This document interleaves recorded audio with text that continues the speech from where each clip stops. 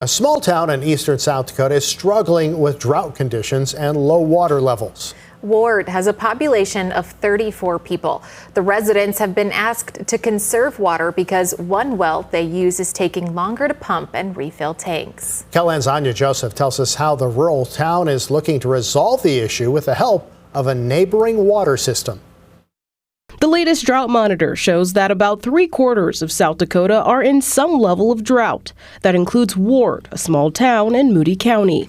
Dry conditions mean higher water usage. Just the water usage this summer, I'm assuming that there's a lot of water coming out from irrigation. You've got your factory farms and a lot of high users. Ward Council member Annette Mitchell says she sent out a letter to residents asking them to conserve water this summer as it takes more time to refill the tanks. Our water usage compared to everything that's coming out of the aqueduct is probably like a drop in the bucket. But I just was asking them to really think about the water usage for one thing, because we have sufficient water, but it's more about the timing of it.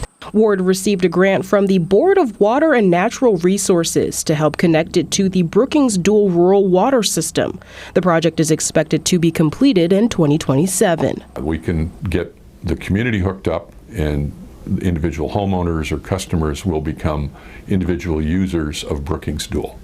Brookings Dual has the staff, they have the people, they have the resources to maintain the system, and they have a good solid water supply. Gilbertson says no matter the size of the city, always look ahead when it comes to the water system and the duration of supply. Whether you're a big system, a big city, or a small community, is to look at your water supply and think about the future.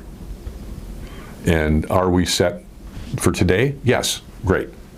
What about tomorrow? What about next week? What about next month? What about 20 years down the line? In Ward, Anya Joseph, KELOLAND News. Now, Gilbertson says the Brookings Dual Rural Water System is expected to meet this evening to vote on making an emergency water connection for the town of Ward.